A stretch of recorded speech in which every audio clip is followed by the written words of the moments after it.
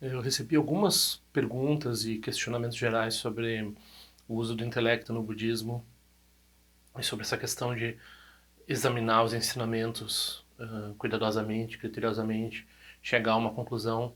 Então, o que se faz com isso?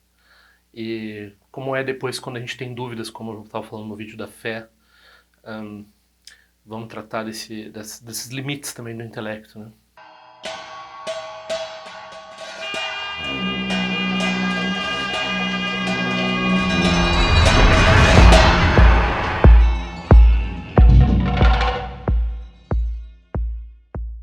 A citação tradicional sobre o entendimento intelectual no budismo é como um remendo. Basicamente, você esquece tudo na próxima vida, né? Aprender coisas é bem útil nessa vida para ensinar o Dharma e para você mesmo pacificar certas questões, mas no fim, tudo que você aprende, você esquece também. Tudo que você aprende, daqui a pouco pode não funcionar mais. Então, realmente se fala isso.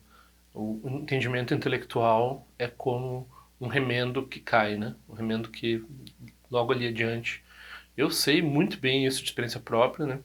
Então, quem já está um tempo no Dharma, a gente sabe que chega às conclusões, é tudo tão claro, é tudo tão indubitável, é tudo tão perfeito, cristalino, Vajra. Aí, né, a vida nos atropela aqui e ali, a gente esquece o Dharma, a gente esquece o que o professor fala, tem que ouvir tudo de novo, né? Vez após vez. E é bem cansativo, né? Então, qual seria o atalho para isso? Qual é o entendimento assim supra-intelectual? Por que as pessoas dão tanto valor para o intelecto? Por que o intelecto também tem uma natureza problemática, em certo sentido? Bom, vamos começar com um disclaimer aqui. Aqui nós não estamos falando de anti-intelectualismo, nós não estamos dizendo assim para a pessoa não estudar o Dharma, como algumas vezes tem essas tradições do harakiri intelectual, né? Ah, abandone seu intelecto, não use seu intelecto. O intelecto é limitado, então não tem uso. Não, a gente reconhece que o intelecto é limitado, a gente usa dentro dos limites do intelecto, né? E o estudo sempre vai ser importante até os últimos três caminhos, três níveis de Bodhisattva, né? Então,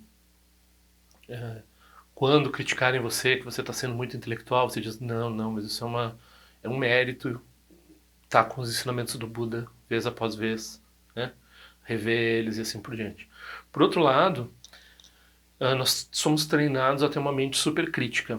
E o budismo é propagandeado como uma tradição que se revela racional, assim, o iluminismo diz assim, não, você vai. O Sutra dos Kalamas é o texto mais popular que tem, né? O Sutra dos Kalamas é um texto em que o Buda diz, não, você não aceite porque eu estou dizendo, você não aceite porque é tradição, você não aceite porque faz, é bom senso, você examine, você pense a respeito, você chega à sua própria conclusão, né? Então, esse é um sutra do Cânone Pali. Os tibetanos não tinham esse sutra. Tinha um trechinho dele no Tratado do Aryadeva, mas né, eles tinham essa atitude geral existia. Mas ela não é também como a gente trata isso. A gente trata isso de um jeito muito absolutista, né? Então, por exemplo, uma situação que pode acontecer, né? A pessoa vai num centro de Dharma e daí ela encontra uma pessoa que é basicamente ignorante com relação a várias questões do Dharma e também dos entendimentos usuais das pessoas, né? Então a pessoa não é muito sabida nenhum dos dois aspectos assim. Mas quando a pessoa repara, ela tem um engajamento, ela vai vez após vez, ela tem um relacionamento com o professor. Puxa, mas como é que pode ser praticante? Esse praticante não entende nada, não é uma pessoa que fez um exame intelectual do Dharma, não é uma pessoa que entende do Dharma ou mesmo de outras coisas que poderiam, né, competir com o Dharma ou dizer que o Dharma está errado, alguma coisa assim. Ela nunca parou para pensar nisso. Ela simplesmente tem fé e vai adiante. Bom, essa pessoa tem mérito. Ela encontrou um caminho autêntico sem precisar examinar. Então a gente diz, mas ela tem fé cega. Ela trabalhou com as limitações dela. Então ela examinou até onde ela pôde examinar, que às vezes é muito pouco, para a maioria de nós é muito pouco. A gente não tem uma capacidade intelectual para examinar tão profundamente, né? Então a gente examinou ela examinou como pôde e ela foi mais pelo impulso dela. Mas o impulso dela, por acaso, foi com relação a uma coisa saudável e que vai levar ela na liberação. Então ela teve um atalho aí, extraordinário. Ela tem um mérito de outras vidas, assim. Por outro lado, Tem pessoas muito inteligentes que são capazes de estudar o Dharma profundamente, que são capazes de estudar outras coisas em comparação, chegar a conclusões da superioridade do Dharma, chegar a várias conclusões com relação ao Dharma, e elas não têm capacidade de se engajar no Dharma. O intelecto delas se torna um obstáculo. Elas não têm o mérito de dar o salto, de transformar aquilo em experiência, né? Transformar aquilo em ir para sangha e fazer prática e assim por diante. Então, embora a gente valorize estudar, pensar, refletir, a pessoa precisa ter em mente que pode ter pessoas que estudaram bem menos, refletiram bem menos e que avançaram bem mais do que a gente. Então isso tem que ser entendido, tem que ser bem claro, né?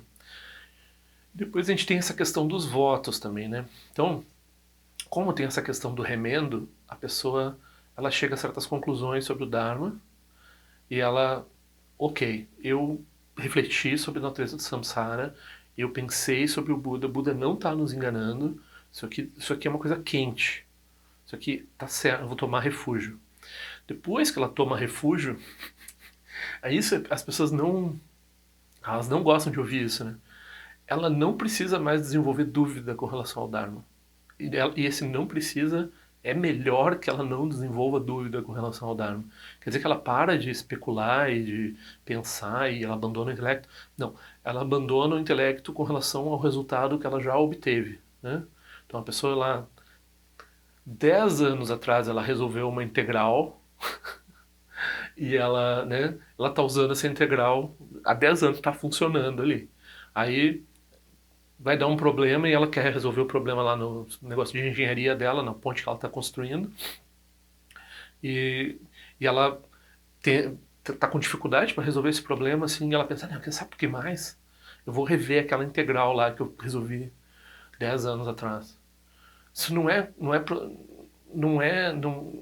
vai funcionar, né? Quer dizer, pode ser que o problema esteja lá, mas agora ela já, no caso do Dharma, ela já se comprometeu com o budismo, né? Muito provavelmente essa coisa que já tem funcionado aí por tanto tempo, nós estamos falando de engenharia, não estamos falando de ciência, né? Quem entende de ciência já vai estar antenado dizendo que não, tem que revisar mesmo o resultado que obteve lá atrás.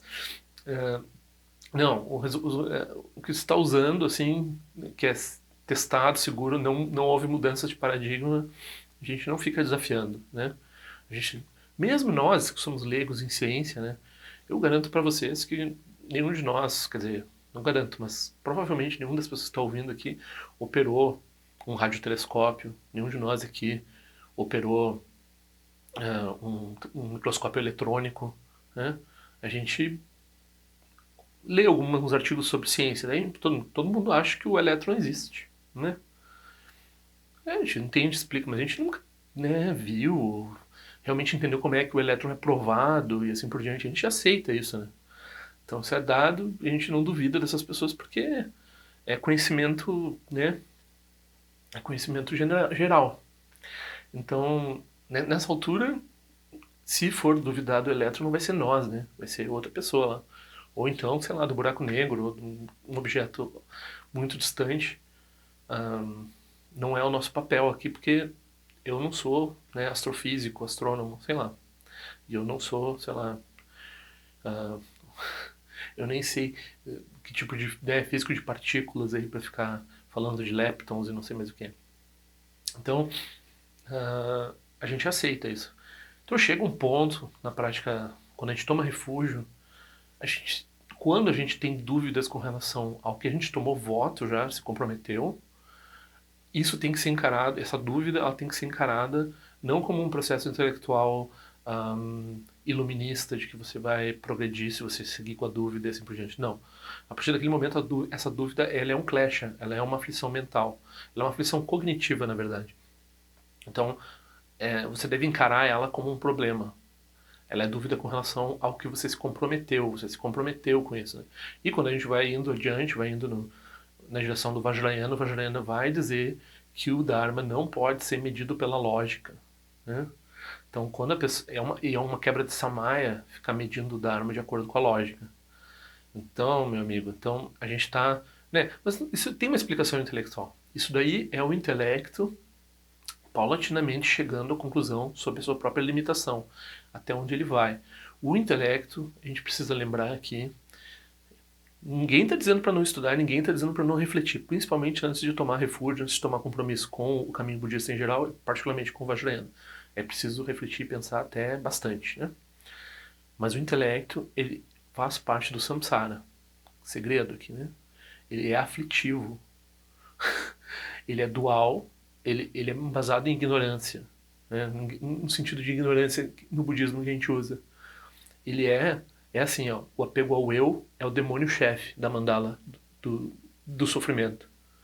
O apego ao eu. O apego ao eu tem um monte de subalternos. E os subalternos dos subalternos são os pensamentos intelectuais.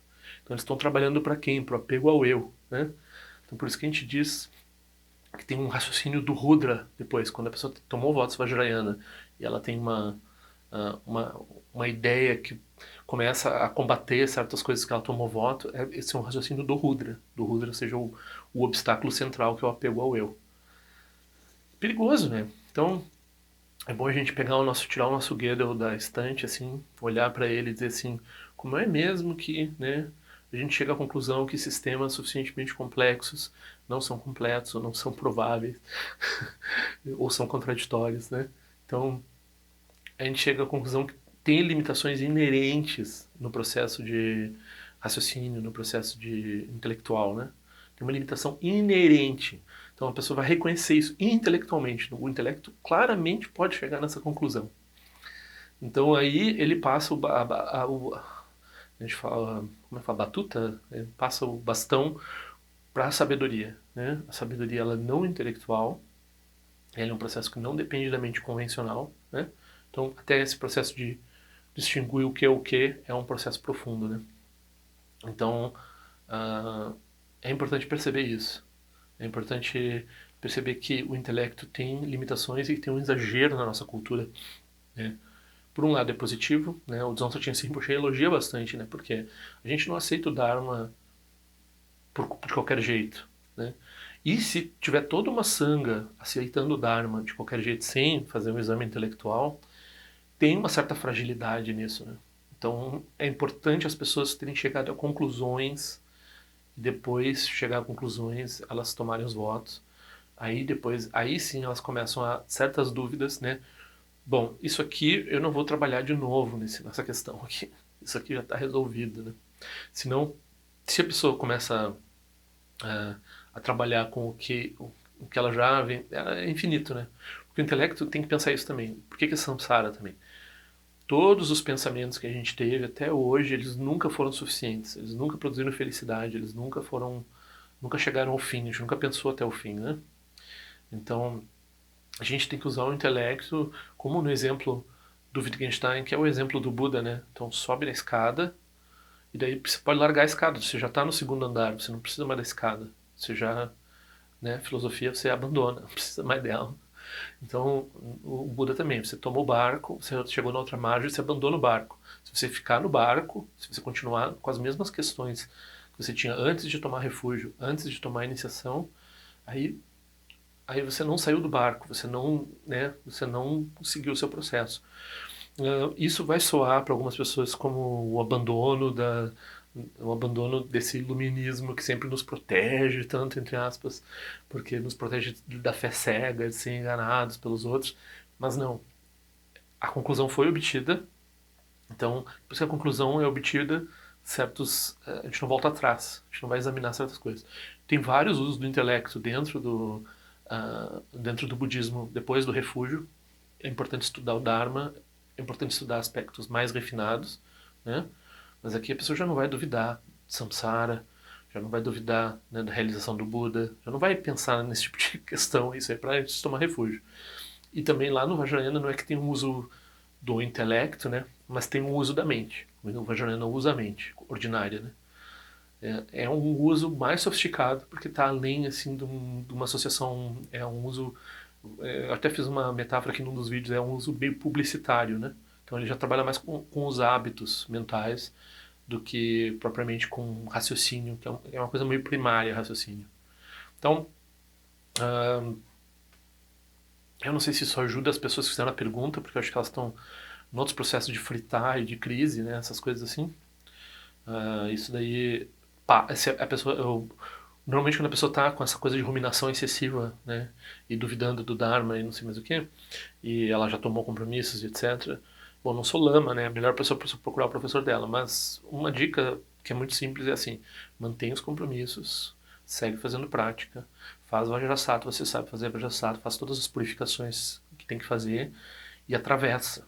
Atravessa porque passa, é só é que nem humor, né? A pessoa segue fazendo prática, ela não para de fazer prática porque ela pensou diferente num dia, assim. Ela segue fazendo prática, né? Ela vai lá e ela atravessa a fase. E não, passa fácil, assim, fácil. Às vezes demora um tempo. E é muito difícil fazer prática quando a pessoa está fritando, né, no início, assim. Tem que ter uma decisão, assim, de vou fazer independente de eu estar doente, de eu estar com mau humor, com bom humor, da prática parecer que está avançando, dela parecer que não está avançando, de fazer sentido, de não fazer sentido. Eu vou botar meu corpo na almofada, eu vou fazer as recitações que eu tenho que fazer do jeito que der, com a melhor, né, o melhor jeito que eu conseguir, e eu vou dedicar qualquer mérito que eu tenha atingido com isso, eu vou seguir, né? Então, quando a pessoa atinge essa maturidade, não interessa o que ela está pensando, ela está fazendo prática formal. E também, claro, óbvio, a pessoa não vai, né? Acho que a pessoa não vai chegar a uma conclusão que a ética é ruim, né? Então ela vai seguir sendo ética na vida dela. E ela, se ela estiver pensando alguma coisa errada do Dharma, uma dica também é não abrir a boca, né? Deixa o processo mental sumir por si próprio. Então, é, tem mais coisa para falar sobre. É bem interessante esse aspecto do intelecto ser parte do sofrimento, né? Mas eu acho que vai demorar um tempo para voltar nesse assunto. Mas ficamos por aí agora, nesse momento.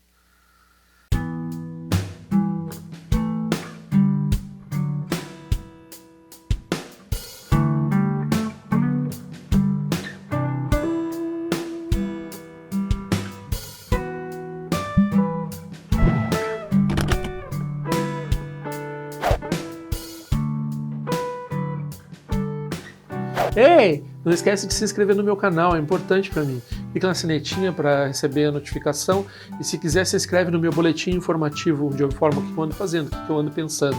Também para contribuir de alguma forma com esse canal, esse é o endereço. Eu espero que em breve nós nos vejamos na prática do Dharma. Ao longo de minhas muitas vidas e até este momento, todas as virtudes que tenho alcançado, inclusive o mérito gerado por esta prática e todas as que vier a conseguir, ofereço para o bem-estar dos seres cientes. Possam a doença, guerra, fome e sofrimento diminuir para todos os seres, enquanto sua sabedoria e compaixão aumentam nesta e em vidas futuras. Possa eu claramente perceber todas as experiências como sendo tão insubstanciais como o tecido do sonho durante a noite e imediatamente despertar para perceber a manifestação de sabedoria pura no surgir de cada fenômeno. Possa eu rapidamente alcançar a iluminação para trabalhar sem cessar pela liberação de todos os seres.